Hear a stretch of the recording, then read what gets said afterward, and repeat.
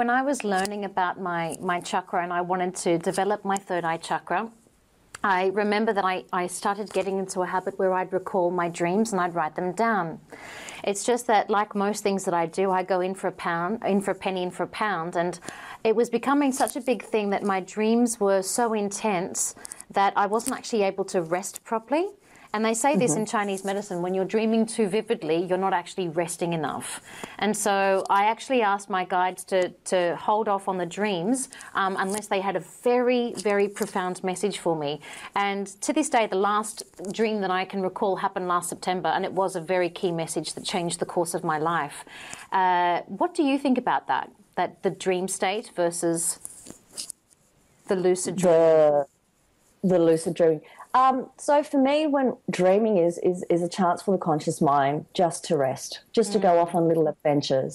So when we're working, when there's a lot of situations or issues in our lives and that need to be addressed, sometimes we get overwhelmed, pretty normal, and we start trying to work it out in our dream state. So this is where the subconscious mind and the conscious mind are trying to work it out together. But if you're actually working things out in your dream state with your conscious mind, you are not resting. You are not sleeping. So for me, that indicates that the way that you're dealing it in your waking state is not supporting you in your dream state. So we need to change the method of how you're addressing it so that you can actually rest. And what would be some of your suggestions with changing the method? Be like to look at it from different angles, different perspectives, look at different outcomes. I think it's really important to face your worst fear, especially with, I don't call it worst fear, I like to call it worst case scenario, so that you can actually be prepared if it does eventuate. That's not the direction we do want to go down, obviously, but it's like the body, because the body, the mind, the emotions are always communicating. If they're not aligned, then one of them's going to be really trying to get out the message. And dominant and miscommunicate. Exactly. So the body is prepping for this going down worst case scenario, and it's basically in, fight or flight mode. Yes. If we address the worst case scenario, let the body absorb the information, it's not going to hold that situation as it's a reality. It can let it go, which will help your dream state. So what we're actually doing is getting the conscious mind to work it out through the emotions, the physical body, and our mental state. Yeah, right. I got it.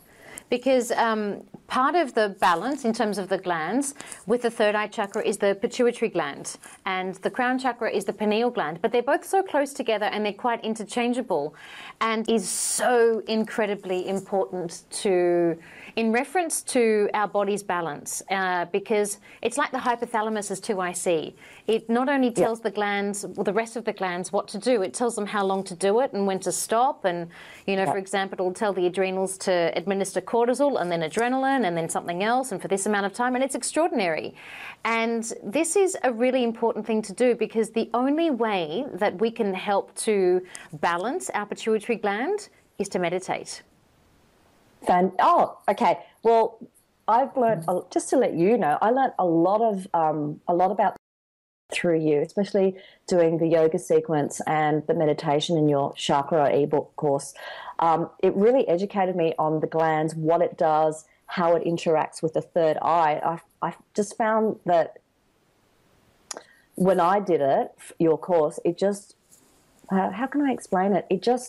I felt like I had a snugness around my third eye, and it was just an extra layer of nurturing, which was a beautiful experience on my end.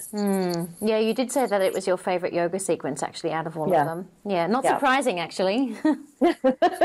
So I really liked it, and I liked the yoga sequence. It just flowed for me beautifully. That's really nice to hear.